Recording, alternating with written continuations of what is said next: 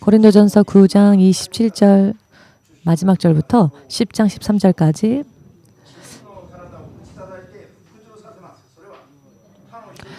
내가 내 몸을 저 복종하게 하면 내가 남에게 전파한 후에 자기가 도리어 버림이 될까 두려워함이로라. 형제들아 너희가 알지 못하기를 내가 원치 아니하노니 우리 조상들이 다 구름 아래 있고 바다 가운데로 지나며 모세에게 속하여 다 구름과 바다에서 세례를 받고 다 같은 신령한 식물을 먹으며 다 같은 신령한 음료를 마셨으니 이는 저희를 따르는 신령한 반석으로부터 마셨음에 그 반석은 곧 그리스도시라.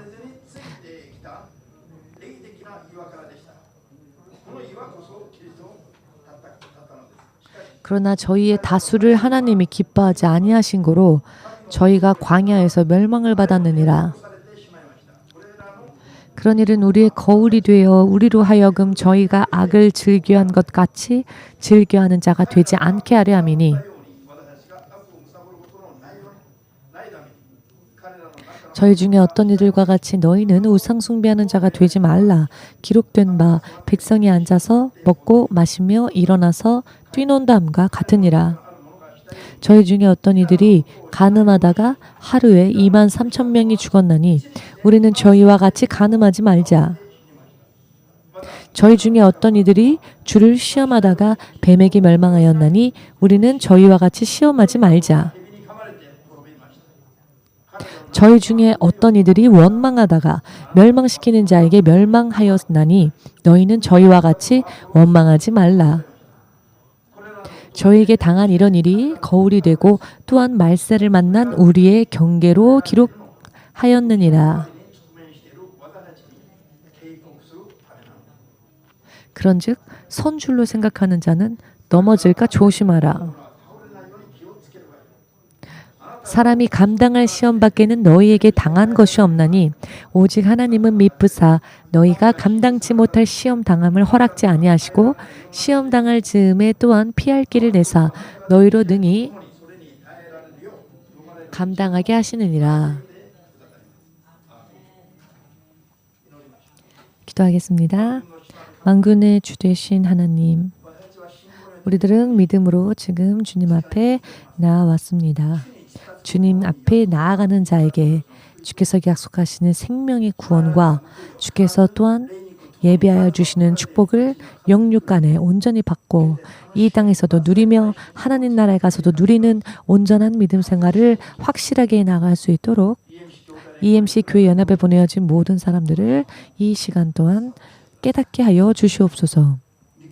육의 연약함과 육의 한계를 뛰어넘어 역사하시는 성령으로 인해 사는 자가 될 수 있도록 거듭난 자, 거룩한 하나님의 자녀로서 성령으로서 그 능력과 그 도우심 안에서 살 수 있도록 그리하여 도련 예수께서 이 땅에 오신다 할지라도 남겨지는 일이 없이 반드시 들림받아 영원히 주님과 함께 할 수 있는 믿음을 소망하며 매일매일을 깨어서 살 수 있도록 도와주시옵소서. 주 예수의 이름으로 기도드리옵나이다. 아멘.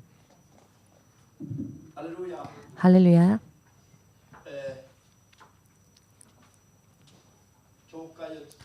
교회를 개척하고 그 첫 해였다고 생각합니다.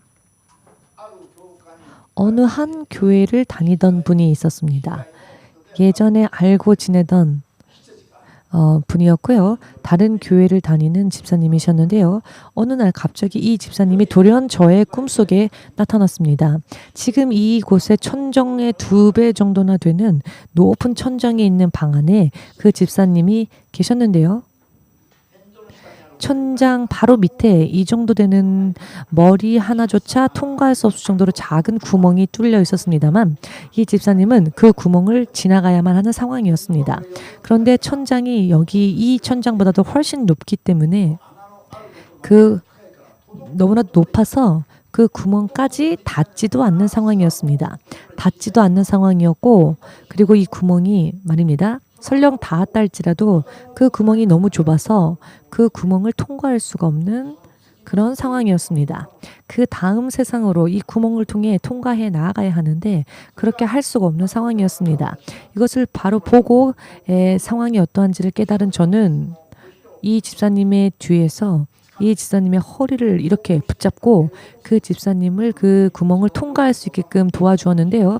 그 저의 뒤에 사모님이 저를 또 협력하였고 사모님 뒤에 심전도사가 또 서서 같이 협력을 하였습니다. 즉, 세 가족이 이 집사님을 저 자그마한 구멍을 통해 그 다음 세계로 가게 하기 위하여서 협력하여 그 집사님을 통과하게끔 하는 그런 꿈이었습니다.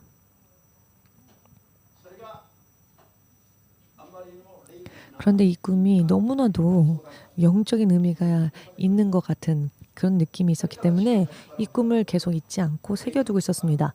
그런데 시간이 지나지 않아 얼마 지나지 않아서 이 저의 꿈에 나타난 이 집사님이 굉장히 많은 양의 하혈을 하여서 체내 혈액의 4분의 3 정도의 혈액을 하혈하여서 더 이상 이 집사님의 체내에 혈액이 4분의 1밖에 남지 않은 상황에서 병원으로 이송되어졌다는 연락을 받았습니다. 의학적으로는 이와 같은 상황으로는 단 하루도 사람이 버틸 수가 없답니다. 하루도 견디지 못하고 죽을 수밖에 없는 그와 같은 상황이었습니다. 전화로 그런 소식을 접한 저도 병원으로 달려갔는데요. 입원하신 이분은 전혀 의식이 없는 상황이셨고 식물인간 상태에 있었습니다. 예전에 그 꿈을 이 집사님이 저의 꿈에 나왔고 그것이 저와 밀접한 관계가 있다. 그런 꿈을 꾼 기억이 있었기 때문에 우리 교회 성도님은 아니었지만 아침과 저녁 매일 2번씩 이 집사님이 입원되어 있는 병원에 병문안을 갔습니다. 처음에는 이 집사님의 죄를 주님 사하여 주시옵고 이 집사님을 치유해 주십시오 라고 치유하심을 소망하며 기도했습니다. 그런데 아침 저녁으로 가서 기도하여도 아무런 변화가 아무런 표적이 보이지가 않았습니다.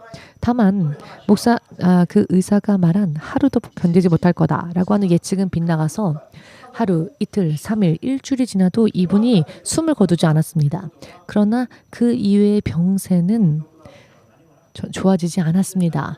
전혀 그 상황은 바뀌지 않은 상태였습니다. 그러다가 도중에 제가 기도하다가 깨달은 것은 지금은 이 집사님을 위해서 치유하심을 위한 기도를 할 때가 아니구나. 만일 치유하심을 하나님께서 허락하셨다면은 치유하심을 위해서 기도를 했기 때문에 일주일 동안 분명히 무언가 조그마한 변화라도 있었을 텐데 아무리 치유를 위하여 기도하여도 아무런 표적이 없고 살아는 있지만 병세가 더 이상 좋아지지도 않았기 때문에 치유하심을 위한 기도를 해서는 안 된다는 사실을 성령의 감동을 통해서 깨달았습니다. 자, 그렇다면 하나님, 저는 이 집사님을 위해 어떠한 것을 기도해야 합니까? 이 집사님이 지금 육적으로 남아있는 모든 죄를 다 회개하고 거룩한 모습이 되어서 천국 갈 수 있도록 중보하라 라는 감동을 받았습니다. 그래서 그때부터는 기도 제목을 바꾸었는데요. 그때부터 제가 집사님을 찾아가서 머리와 배에 손을 얹고 안수를 하여 기도하면 이분이 식물인간 상태인 이분이 반응을 보이기 시작했습니다. 부르르 떨기도 하시고 식물인간 상태였는데 의식이 없는 상태의 사람인데 방언으로 안수 기도를 하면 방언으로 기도하면서 이 집사님의 영혼이 회개할 수 있도록 주님 도와주십시오라고 중보 기도를 하면 이 누워있는 식물인간 상태의 집사님이 반응을 보이는 겁니다. 그러나 병원에서는 열흘 정도 지났을 때에 가족들을 다 부르고 소집하고 그리고 이 집사님이 다녔던 그 교회의 담임 목사님까지도 불러서 저는 그 자리에 없는 상황이었는데요. 이 집사님의 가족들과 담임 목사님과 의사가 함께 모여서는 의학적으로는 기계 장치를 부착하고 생명을 연장하는 의미가 아무런 의미가 없다. 이제는 이 장치를 다 떼내자. 그래서 이 분을 편안하게 보내자. 그 소집된 결과가 그것이었습니다. 저는 그때 긴자 집회였었는데요. 화요일날 긴자 집회를 마치고 저녁에 다시 병문안을 갔을 때에 오늘 이런 결정이 내려졌다라고 하여 그 자리에 있었던 어떤 다른 집사님이 저에게 그 사실을 알려주었습니다. 저는 그때 그 사람에게 말을 했습니다. 이 상태로 하나님께서 집사님을 데려가시기 전에 다른 사람들이 타의로 인간적인 생각으로 이 기계를 장치를 다 떼면 그것은 이분을 죽이는 살인죄가 되니 절대로 하지 마십시오라고 말했습니다. 그랬더니 이 식물인간 상태의 집사님에게는 딸이 한 명 있었는데요. 이 딸은 그때 20살 정도 되었을 때였습니다. 이 딸이 말하기를 의사도 그리고 다 자기네들 담임교회 목사님도 이제는 어머니를 편안하게 보내드리자라고 하는데 왜 참견하십니까? 라고 저에게 눈앞에서 화를 냈습니다. 그렇지만 화를 내더라도 한 사람을 구원으로 인도해야 되기 때문에 제가 받은 계시가 있었기 때문에 저는 반대를 했습니다.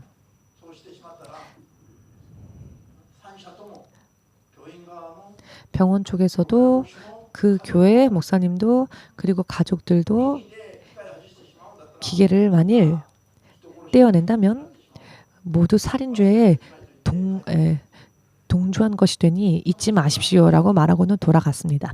그리고 그 다음날 아침 다시 병원에 찾아갔는데요. 병원에 찾아갔더니 저녁에 이와 같은 일이 있었다는 사실을 안 집사님이 그 환자의 오빠가 있었는데요. 그 오빠에게 저의 이야기를 그대로 전했던 것 같습니다. 그랬더니 이 환자의 즉 집사님의 오빠가 저의 말을 듣고는 기계를 떼내는 것을 그만두자 라고 하여서 결과적으로 그 생명 유지 장치를 떼내지 않았습니다.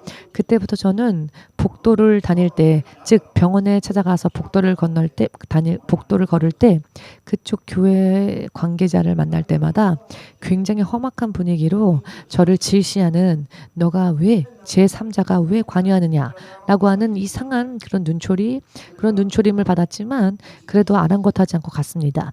21일째가 되던 날에 잠잠히 하나님께서는 그 집사님을 데려가셨습니다. 이것을 계기로 하여서 저는 성경을 읽는 관점이 이 사건을 계기로 바뀌게 되었고요.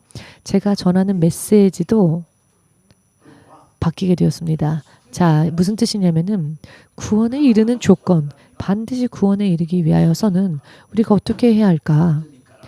죄에서 온전히 자유로워지고 죄에서 깨끗해지지 않으면 안 된다는 것.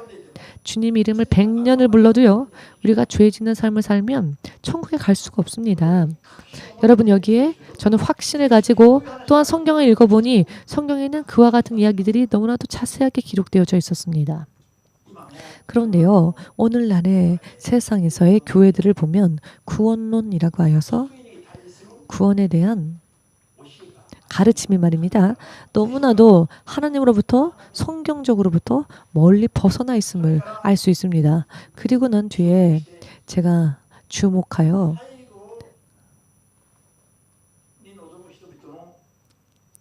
그 인생의 마지막 때를 맞이한 분들을 제가 지금까지 많은 분들을 우리 교회 성도님도 있었고 우리 교회 성도가 아닌 분들도 있었지만 세상을 떠나는 마지막을 맞이한 분들을 그 자리에 함께하면서 저는 볼 수 있었습니다.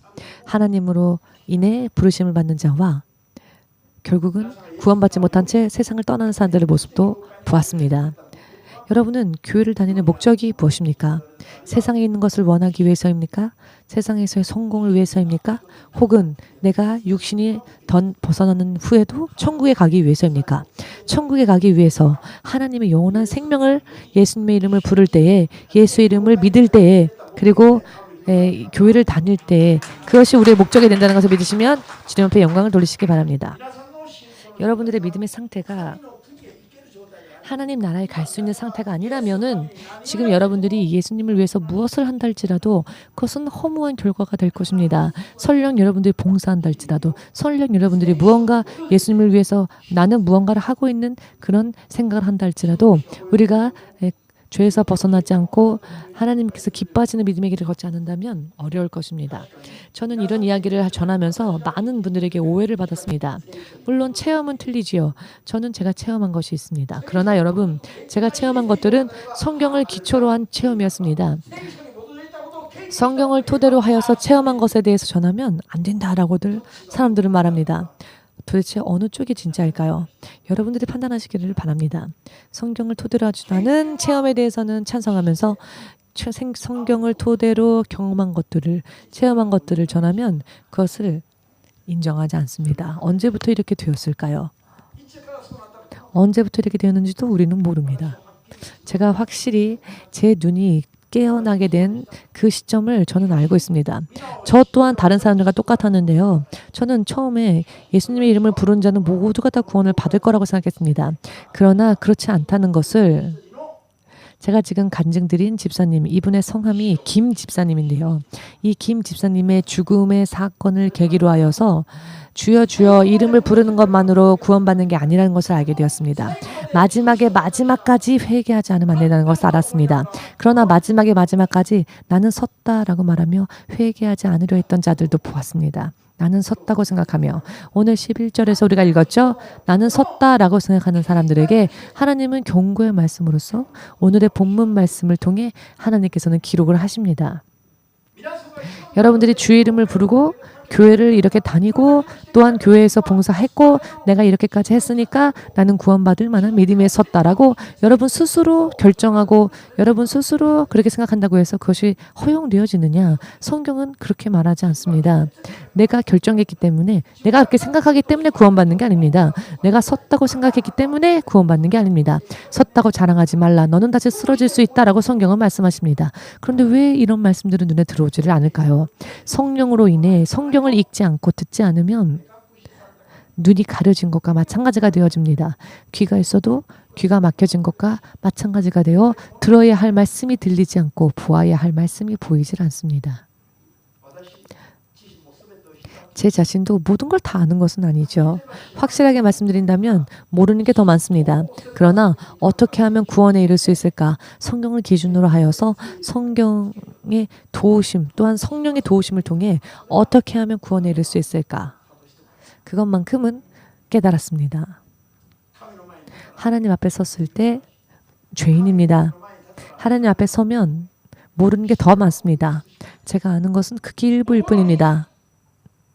희미하게 보이는 것 이외에는 저도 보지 못하고 있습니다. 그러나 육신을 떠나는 순간에는 구원받은 자도 구원받지 않은 자도 명확하게 진리가 보이게 될 것이며 거짓도 보이게 될 것입니다. 그러나 지금은 보이지 않기 때문에 우리는 믿어야 하는 것인데요. 무엇을 믿을 것인가? 진리를 믿어야 합니다. 진리는 예수님이십니다.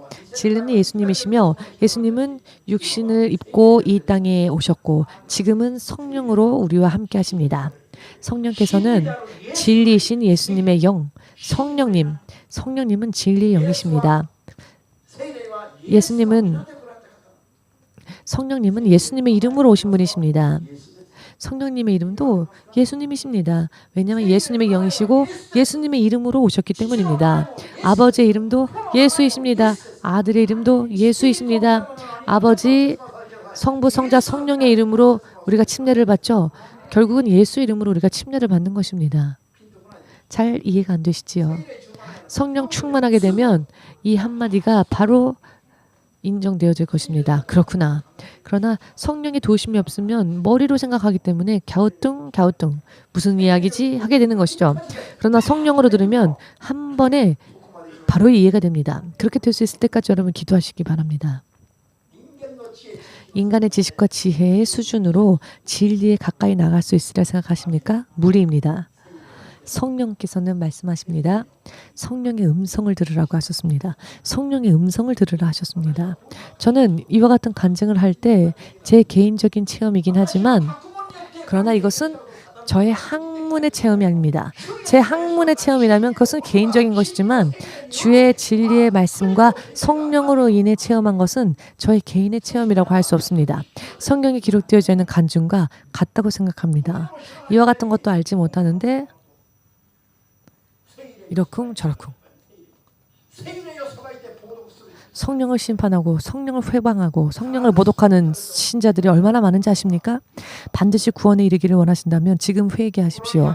마음 안에 화인 맞아 양심에 화인 맞아 양심이 무감각해져서 회개하지 못하는 자가 되지 마시고 회개하는 자가 되십시오.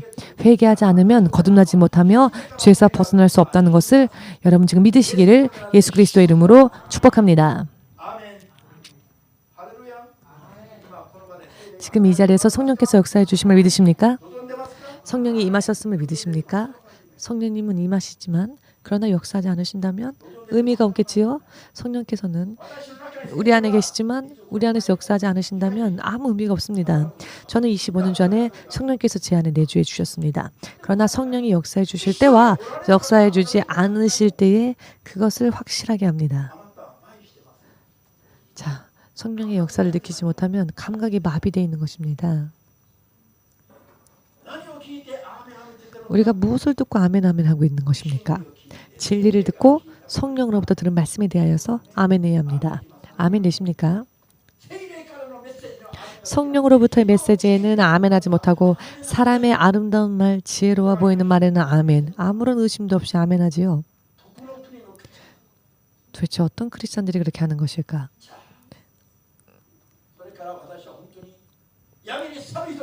이런 일이 있고 난 뒤에 저는 마지막까지 회개하고 천국으로 가는 자도 보았고 마지막까지 회개의 찬스가 있음에도 불구하고 회개하려 하지 않은 채 완악한 마음으로 강팍한 마음으로 어둠으로 사라지는 자도 양쪽 다 보아봤습니다. 여러분과 제가 예수님을 믿습니다 라고 고백한 순간부터 침례를 받고 난 뒤부터 말입니다. 우리가 어떻게 믿음 생활을 해야 할 것인가? 이것은 사실 굉장히 중요한 이야기입니다. 사도 요한의 수제자였던 서머나 교회 감독이었던 폴리갑이라는 분이 계십니다. 그 당시 로마 시대 때 말입니다. 대핍박이 일어났고 박해로 인해 당시의 크리스찬들은 정말로 무서운 핍박이 있었고 크리스찬들이 연이어 죽임을 당하던 시대였죠. 서머다 교회의 감독이었던 즉 지금의 말로 말한다면 담임 목사였던 폴리갑도 체포당하여 로마 총독 앞에 끌려갔습니다. 총독은 그가 고령임을 감안하여 그에게 하나의 제안을 합니다. 만일 예수를 부인한다면 너를 살려주겠다. 그러나 예수를 부인하지 않는다면 너를 화형에 처하겠다. 이렇게 협박을 했습니다. 그런데 이때 폴리갑은 이렇게 말을 했답니다. 하나님은 지금까지 86년 동안 나를 전혀 배반하지 않으셨는데 내가 이제 와서 어찌 예수님을 배반할 수 있겠느냐. 당신은 잠깐은 피었다가 금세 사라지는 그와 같은 불과 같은 것으로 나를 협박하지만 그것은 영원한 예수님의 심판에 악인들을 영원한 불 속에서 형벌하시는 예수님의 심판을 모르기 때문에 영원한 불의 심판을 모르기 때문에 잠깐은 타올랐다가 사라지고 없어지는 불로 나를 협박하는구나 라고 폴리갑은 말을 하였답니다. 그는 끝까지 예수님을 향한 믿음을 굽히지 않았다고 합니다. 불 속에서 화형당하는 이와 같은 시련의 고난의 순간이 눈앞에 다가왔을 때에도 폴리갑은 당당하게 고백합니다. 예수님은 지금까지 나를 한 번도 배신한 적이 없으신데 내가 어찌 예수님을 배신하겠느냐. 여러분 여기에서 만일 폴리갑이 86년이라는 시간 동안 내가 예수님의 이름을 부르면서 살았기 때문에 마지막 때만큼은 하나님 눈 감아주세요. 예수님 제 마음을 아시죠? 제가 86년 동안이나 하나님을 섬겨오지 않았습니까? 예수님이 주님이라 고백하고 또 믿고 있지 않습니까? 그러니 마지막에 고통의 때만큼은 조금만 눈 감아주십시오. 예수님. 예수님 제 마음은 그래도 예수님을 향해 있고요. 예수님을 믿고 있습니다. 총독 앞에서만 제가 한마디 그냥 부인을 하겠습니다. 이렇게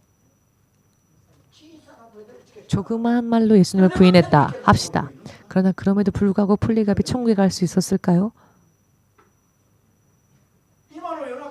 지금 오늘날의 크리스찬들이 당신들이 부르고 있던 예수님에 대한 믿음 과연 내가 그 예수 이름을 부르면서도 예수님의 이름을 언제 어떻게 어떠한 때에 예수님에 대한 믿음을 굽히고 있고 타협하고 있고 결국은 예수님을 부인하는 행위를 하고 있는지 여러분들은 모르시죠? 자주 생활 가운데에서는 여러분 입술로는 예수님을 부르면서도 행위에 있어서는 예수님을 부인하는 짓을 하면서도 나는 크리스찬이다, 나는 섰다, 나는 구원받았다 라고 생각하는 사람들 오늘의 12절 말씀을 의하여 여러분들에게 설명드린다면 쓰러질까 염려하라 입니다. 쓰러질까 염려하라. 오늘의 말씀을 빌려서 여러분들에게 말씀드리겠습니다. 구름과 바다를 통과하여 그것으로 인해 이스라엘 백성들은 출애굽할 때 구름을 통과하고 바다를 통과하면서 그들은 침례를 받았습니다. 오늘 말씀에 써 있죠. 침례를 받은 그들이 이제 거룩한 하나님의 자녀로서 거듭난 삶을 소망하지 못한 채 계속 죄 짓는 삶을 반복했을 때 저들은 멸망하는 이에게 멸망을 당하였다. 자, 여러분, 이것은 구원의 문제입니까? 상급의 문제입니까? 구원의 문제입니다. 상급받지 못 받고 끝난 게 아니라 구원을 못 받게 됐다는 것입니다. 상 못 받고 끝난 게 아니라 멸망을 당했다고 하는 것은 하나님으로부터 떨어졌다는 것입니다. 다만 이것은 이스라엘 민족이 이 세상의 샘플로서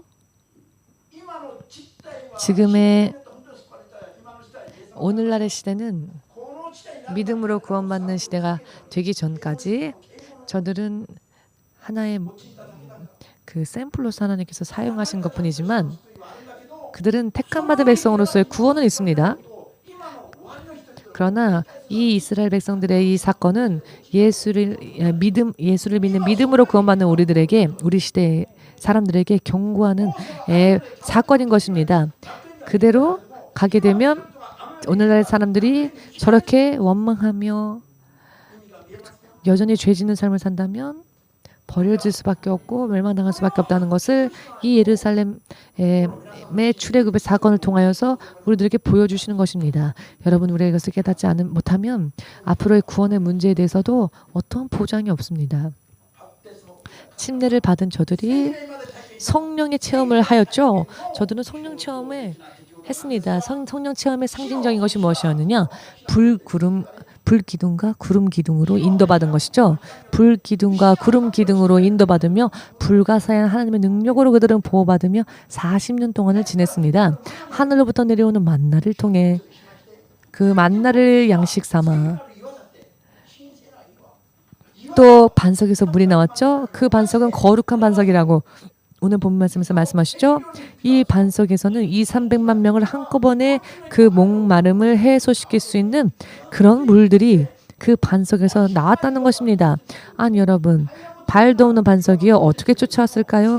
사막에서 거하는 동안 여기저기에서 반석에서 물이 나왔다는 것입니다. 그런데 이 반석은 그리스도라고 하십니다. 오늘 성경 말씀을 보시면 햇빛이 장렬하고 풀 한 폭에조차 나오지 않는 사막에서 생명의 물을 제공하는 반석, 이것이야말로 예수 그리스도이십니다. 아멘 되십니까? 이 반석이요 쫓아오는 겁니다. 성령의 역사 아닙니까?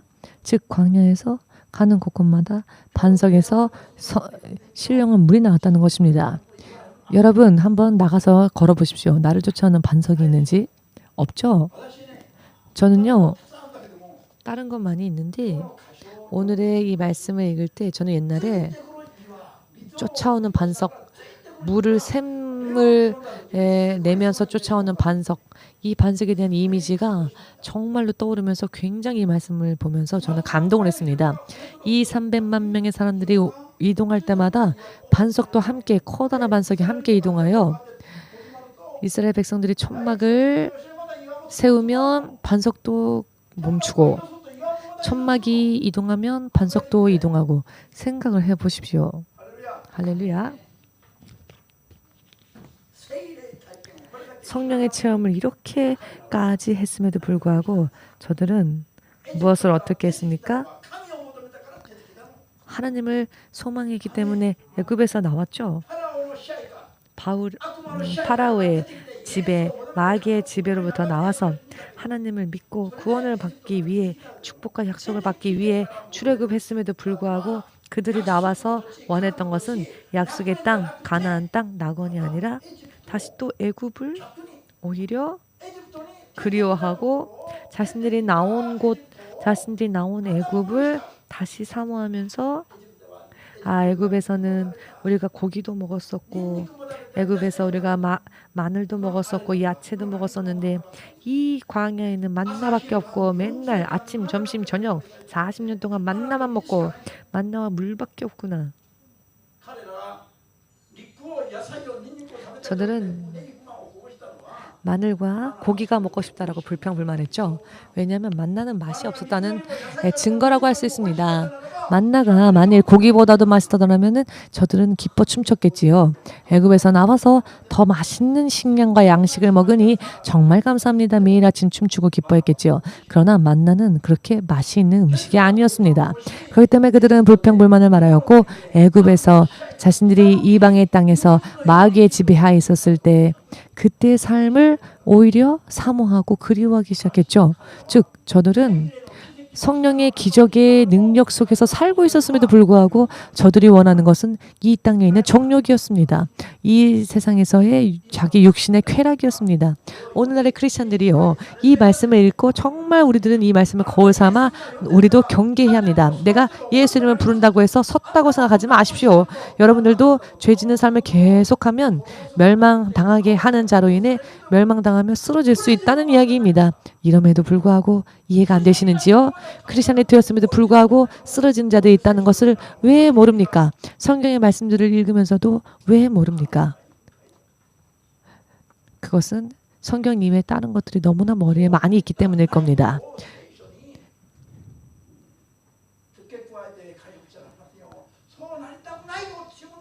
자기의 자기의 욕망을 성령의 말씀들을 자기의 욕망대로 해석하셔서는 안 됩니다.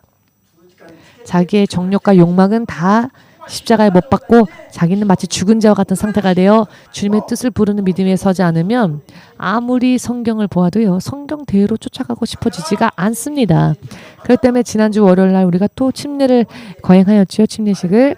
육의 생각으로 이것저것 살아왔었던 죄 짓는 삶은 이제는 나는 장사 지내겠습니다. 나는 그런 삶에서 이제는 해방되어져서 죽어도 사는 예수님을 따라가는 믿음 위에 앞으로 서겠습니다.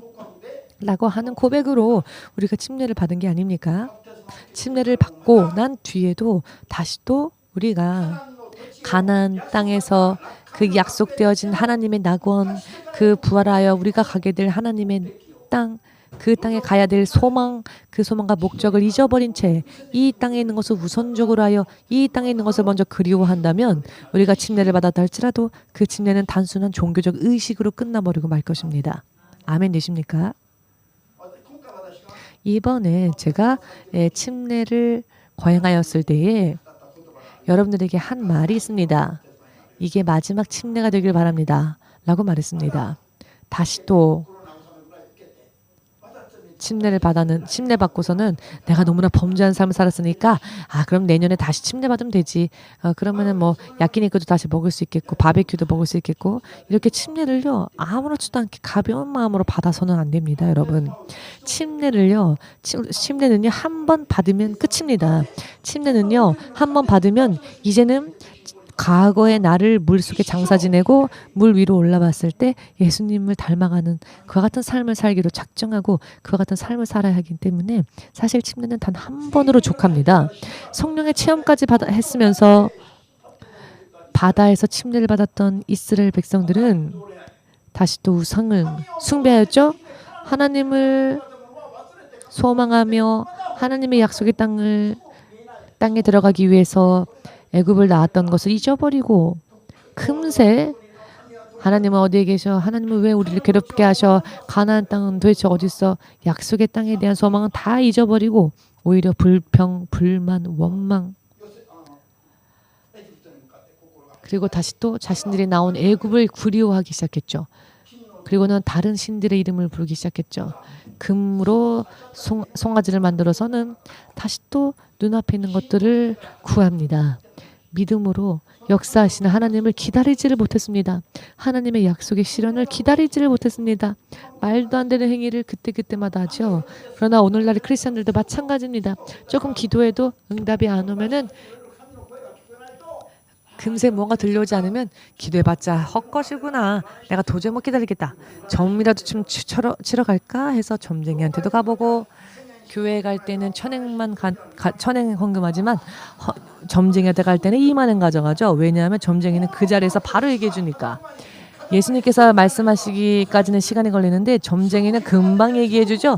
금방 결과를 얘기해 주고 금방 속이 후련해지니까 2만 행을 점쟁이 손에 쥐어줘도 그거는 안 아깝고요. 교회 와서 천행 헌금하는 거는 아까운 겁니다. 여러분, 목사님이 근거 없는 이야기를 하시는 것 같습니까? 아닙니다. 이런 크리스천들이요. 한국의 설문조사를 보시면 한국의 신자들 중에 15%나 되는 사람들이 교회를 다니면서도 점을 치러 다닌답니다. 근거가 있는 이야기를 제가 말씀드리는 겁니다. 물론 여러분들 가운데는 그런 분이 없으시기를 바랍니다. 만일 그런 분이 계셨다면 지금 빨리 회개하십시오. 마음의 화인, 양심의 화인 지켜서 이제는 회개하지도 못하는 그런 상태가 되기 전에 지금 회개하십시오. 예수님 믿으면서도 돈을 벗어나지 못하는 사람, 도대체 어느 쪽이 하나님입니까? 어느 쪽이 주인입니까? 결국은 돈이 주인이 아닙니까? 내 배가 주인이 아닙니까? 나는 먹고 살아야 되니까 한 달에 한 번 정도 금식도 하지 못하는,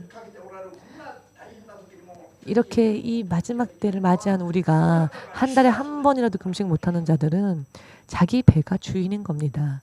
먹고 살아야 하기 때문에 자기 배가 원하는 욕구는 금세 따라가면서도 예수님을 따라가지를 못하니까 결국 자기 배가 주인 아닙니까?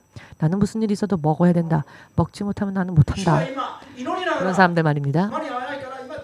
지금 예수님께서는 기도만으로도 부족하니까 이제는 육의 정욕도 부수고 죄에서 벗어나고 자유로워지고 거룩한 자가 되고 준비하고 축정이가 아니라 알곡이 있는 생명이 있는 알곡이 되기 위하여서 금식도 하며 기도하라고, 들림받을 수 있는 믿음을 만들기 위해서 기도와 금식으로 나아오라고 주님은 지금 말씀하시는데, 한 달에 한 번도 금식을 하지 못하는, 알기 쉽게 말씀드린다면 배가 주인인 겁니다. 내 배가 주인인 겁니다. 내 배가 원하는 것, 내 배가 바라는 것을 먼저 채우기에 바쁩니다. 어떻게 크리스찬이라고 할 수 있을까요? 잘 들으시기 바랍니다. 저는 여러분들의 기분, 감정, 얼굴색, 안색 상관없이 주님의 진리의 말씀을 성령으로부터 들은 대로 전할 뿐입니다. 이해할 수 없는 분들이 많으실 겁니다. 그러나 이해하지 못하니까, 이해할 수 없으니까, 이해 안 되니까 이해할 수 있도록 기도하시고, 그리고 볼 수 있기 위해서 기도하십시오. 만약에 여러분들이 이해하고 볼 수 있게 된다면 오히려 저한테 전화를 걸어서 이렇게 말하겠지요. 더 말씀해 주십시오. 더 말씀해 주십시오. 라고 말입니다. 그러나 지금 이 이야기가 듣기 싫은 사람들은 그대로면은 휴거에 참여하기 어렵습니다. 여러분, 일이 한번 터지고 난 뒤에는 되돌이킬 수가 없습니다. 지금 이 자리에 우리가 다 예배 드리고 있다고 해서 이 자리에 있는 사람들 다 휴가 받을 수 있을까요? 말도 안 됩니다.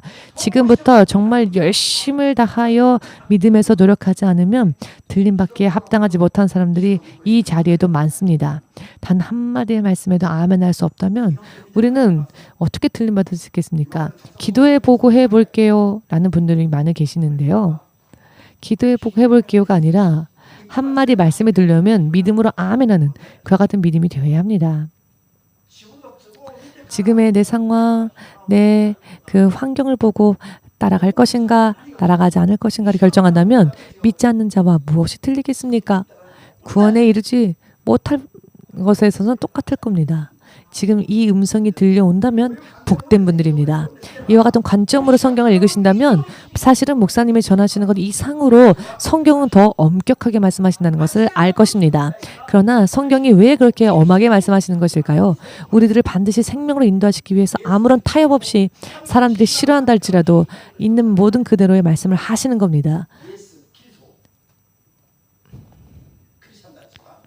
크리스찬들이 예수님을 따라가야 할 이유가 바로 여기에 있습니다. 예수님께서 겟세마네 동산에서 하나님이신 그분이 먼저 기도의 모범을 보이셨고, 그리고 하나님께서 하시는 말씀을 예수님은 전하셨죠. 왜? 크리스찬들의 모범이 되시기 위함이셨습니다. 크리스찬들 또한 그렇게 살아야 한다는 것을 몸소 보여주신 것입니다. 예수님도 하나님으로부터 들으신 말씀만 전했습니다. 하나님으로부터 들은 말씀만 전했습니다. 여러분들의 마음에 예수님보다 더 우선적으로 여러분들의 마음을 달려가게 만드는 무언가가 있다면 그것은 또 다른 모양의 우상 숭배라는 것을 지금 깨달으시길 바랍니다. 점쟁이 혹은 불교 혹은 다른 종교의 신들 앞에까지 가지 않았다 할지라도 내가 예수님보다 더 우선하는 것이 있다면, 더 사랑하는 것이 있다면 그것이 우상 숭배입니다. 돈만 있으면은 당당하지만 돈이 없으면 예수의 이름이 내게 있어도 초라해지는 사람들.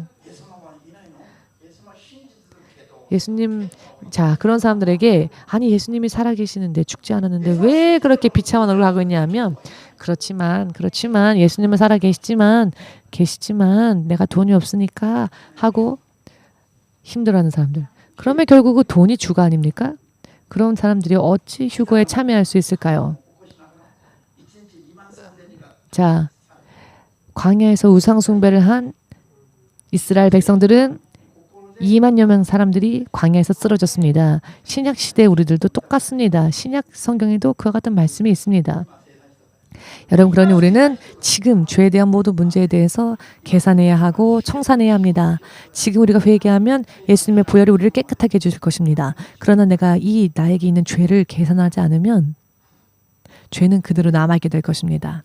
불평, 불만을 말했던 것, 주의 성령으로 사는 삶이 기쁘지 않았던 것, 즐겁지 않았던 것, 하나님을 믿지 않는 사람들이 육으로 즐기며 사는 삶이 더 재밌어 보이고 더 그런 삶을 소망했던 것.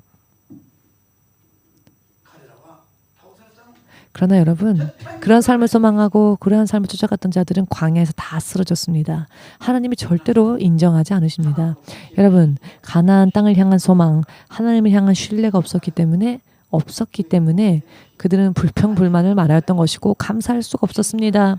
신뢰하지 못하니 감사가 없었고 불평불만을 말하였고 믿음으로 걷지 않았던 것입니다. 침례를 받았음에도 불구하고 이와 같은 삶에서 벗어나서 거룩한 자의 삶을 살며 하나님의 말씀을 소망적으로 사는 믿음에 서지 않으면은 거룩한 자를 거듭나지 못할 뿐더러 가나안 땅에 들어가지도 못할 뿐더러 요르단강은 보고 판단하는 사람들은 못 건너는 곳입니다. 흘러가지만 들어가라 하면 죽음도 두려워하지 말고 물속이라도 들어가야 하는데 내가 죽어도 부활의 길이 있지요. 죽음이 눈앞에 다가왔을 때 그것이 끝이 아닙니다. 죽은 다음에는 부활이 최종적으로 우리의 피할 부활의 길이 기다리고 있습니다. 죽음이 눈앞에 다가오면 나는 죽을까 봐 무서워서 모두가 죽기가 무서워서 믿음에서 떠나지요. 그러나 여러분, 죽음 뒤에 최종적인 피할 길이 있습니다. 부활. 요르단강가 눈앞에 흐르고 있는데 들어가라 하십니다. 죽을 것 같죠?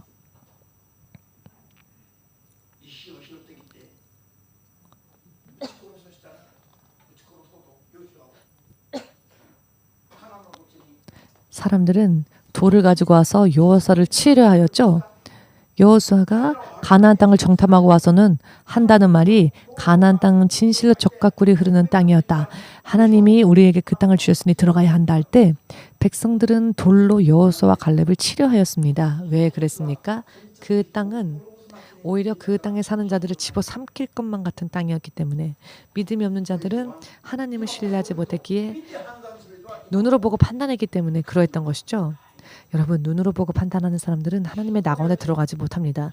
믿음으로 들어가면 죽을 것 같아도 들어가라 하시면 아멘 하고 들어가면 요단강은 두 갈래로 갈라집니다. 그리고 가나안 땅이 그 뒤에 기다리고 있는 것입니다. 아멘 되십니까? 보고 나서 움직이려 하지 마시고 보기 전에 아멘하는 믿음 되시길 바랍니다. 그런데 이런 믿음도 이러한 힘도 우리 사람에게는 없는 능력이기 때문에 그렇기 때문에 우리들은 성령의 능력을 구해야 하고 성령이 우리에게 선물처럼 주시는 은사, 즉 선물로 주시기 때문에 은사라고 하지요. 여러분, 신앙도요, 믿음도요, 은사입니다. 반나도 없이 믿음의 은사를 구하십시오. 주님, 나의 죄를 용서하여 주시옵고 내가 육으로 살았던 정말 말도 안 됐던 이런 육적인 믿음에서 저를 인도하여 주시옵고 주의 성령으로 통해 살 수 있게 하시사 눈앞에 강이 흐른다 할지라도 들어가라 하신다면 기도하고 할게요 라고 지체하는 것이 아니라 바로 아멘하고 들어갈 수 있는 믿음을 주십시오 라고. 여러분, 기도하지 않으면 안 옵니다. 밤낮 없이 기도해야 합니다. 밤낮 없이 믿음의 은사를 바라십시오. 그러나 밤낮 없이 기도하여도요 다시 또 약해지는 게 우리 인간의 연약함입니다. 정말로 성령으로 내 육의 모든 것들이 소금 절여지듯 절여져서 나는 마치 죽은 사람처럼 되어서 성령이 나를 인도하시는 대로 나를 맡길 수 있는 그와 같은 상태야말로 정말로 성령 충만 상태입니다. 거기까지 가지 않으면 사람의 마음은요 금세 약해지고 금세 흔들리고 금세 정욕이 나오고 금세 불평불만이 나옵니다. 정말로 여러분 사람의 육신의 생각은요 육신이 원하는 욕구는요 길거리를 걸어 보십시오. 그 길거리를 가다 보면은 두더지 잡기 게임 있지 않습니까? 두더지 잡기 게임. 망치로 머리를 때리면 툭 튀어나올 때 망치로 머리를 때리면 다시 쏙 들어갔다가 다시 또 머리를 치켜 세우죠. 그런데 사람의 육의 생각이 그렇습니다. 내리쳐도 또 올라오고 내리쳐도 또 올라오기 때문에 성령으로 내려 누르지 않으면 다시 또 올라옵니다. 여러분 집에 가시다가 한번 두더지 잡기 해보십시오. 아, 내 육의 생각이 이렇구나. 이 두더지를 잡으시면서 내 마음대로 이렇게 잡겠다 하면서 말입니다. 한번 해보시기 바랍니다. 자, 즉 성령으로 하지 않으면 아무것도 못한다는 말씀입니다. 아무리 온화한 얼굴을 하고 있는 사람이라 할지라도 그 마음을 뒤집어 보면 금방 다 더러운 것들이 나옵니다. 그러니 얼굴 보고 신랑 될 사람, 신부 될 사람 고르지 마시고요. 성령으로 충만한지를 고르고 고르십시오. 농담같이 들릴지 모르겠지만 정말로 그렇습니다. 아멘 되십니까? 마지막으로 짧게 말씀드리겠습니다. 오늘 사도 바울이 많은 사람들에게 복음 선교를 해 놓고 내가 도리어 실격자가 될까봐 사도 바울도 자신의 육의 생각을 쳐서 주님께 복종시키며 주의 복음에 자기를 복종시키고 있다라고 말하고 있습니다. 로마서 7장 17절 이하 보시면 육의 생각과 영이 원하는 소욕이 언제나 부닥쳐서 죄로 멸망으로 끌고 가는 자신과 또 하나님의 생명을 소망하는 영인 자기, 언제나 자기 안에 이것이 대립하고 있다고 하였죠. 이 전쟁터가 바로 자기 육체라고 했습니다. 그리고 내 육체를 죽을 수밖에 없는 몸이라고 표현했습니다. 오호라 나는 공고한 자로다. 이 죽을 몸에서 누가 나를 건져내랴. 주님만이 하실 수 있죠. 그런데 주님은 지금 하늘에 계십니다. 주님 대신 성령께서 오셨죠. 사도 바울과 함께 하신 분도 성령님이시고 우리와 함께 하시는 분도 성령님이십니다. 아멘이십니까? 성령님은 죄를 회개하지 않는 곳에서는 역사하지 않으시는 분이라는 것을 알아야 합니다. 아멘 되십니까?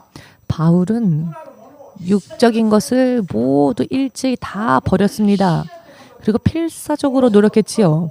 모세와 바울을 비교해 보십시오. 어느 쪽이 더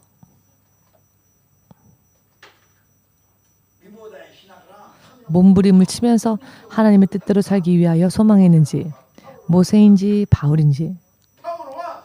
바울은 율법의 행위로 구원받는 것이 아닌 예수님을 향한 믿음으로 구원받는다 라고 당시 이방인의 세상에서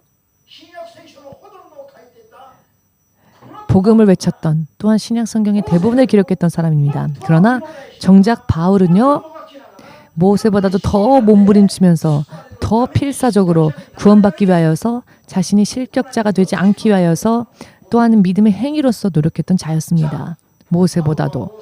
사도 바울은 모세보다도 율법주의자입니까? 그렇다면 지금 눈이 열려야 합니다. 지금 우리는 눈을 떠야 합니다.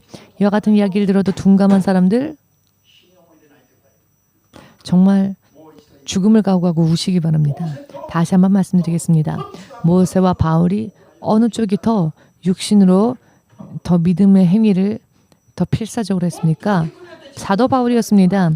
더 육신적인 부분에서 자기를 쳐서 복종시키며 몸부림쳤던, 구원받기 위해 몸부림쳤던 사람은 바울이었습니다. 오히려 율법 시대 모세보다도 사도 바울이 철저하게 더 하나님 앞에 행하였습니다. 그러나 여러분, 바울은 율법주의자입니까? 율법주의자입니까? 아니면 복음주의자입니까? 여러분, 복음이요 율법보다 더 무섭습니다. 율법은 육신의 행위만 죄로 정하였지만 복음은요 마음까지도 죄로 정합니다. 이름에도 불구하고 율법 어쩌고저쩌고 해서 믿음의 행위에 대하여서 정죄한다면, 믿음의 행위에 대해서 말하는 것을 두고 율법주의다라고 정죄한다면, 그리고 잘못된 것을 전하는 것처럼 정죄한다면, 이 설교를 들었음에도 불구하고 깨닫지 못한다면, 깨닫지 못하는 당신은 정말로 가망이 없는 사람입니다. 성경을 찬찬히 읽어보십시오. 성령으로 기도하고 매달려서 성령의 능력으로 성경을 읽어보십시오. 제가 말씀드린 부분만이라도 읽어보십시오.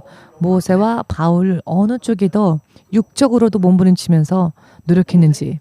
모세일까요? 아닙니다. 바울입니다. 믿음이 없어서 몸부림쳤습니까? 아닙니다. 믿음을 완성시키기 위해서 바울은 몸부림쳤습니다.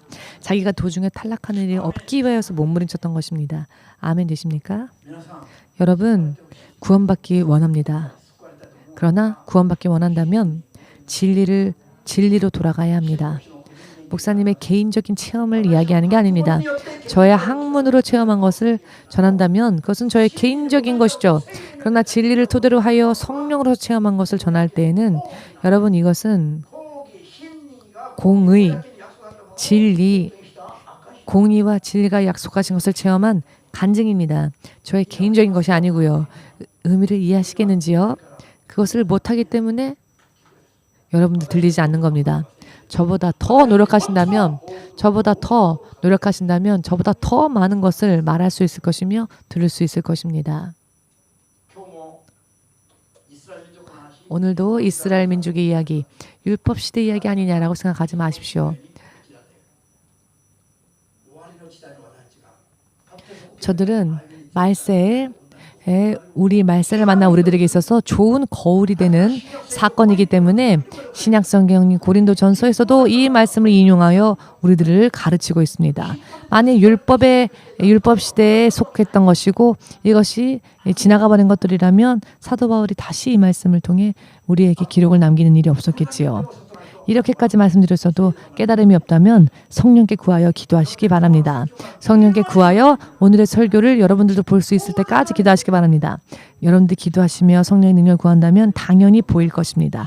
이와 같은 것들이 보이면 구원에 이르는 믿음과 그렇지 못한 믿음이 어떠한 것인지를 여러분들도 볼 수 있게 될 것입니다. 그것이 보게 되면 이제는 목사님이 이렇게 하세요 저렇게 하세요라고 하지 않아도 여러분들이 스스로 일어나게 될 것입니다. 목사님 저는 오늘 이런 기분과 이런 마음이 있는데 어떻게 해야 할까요?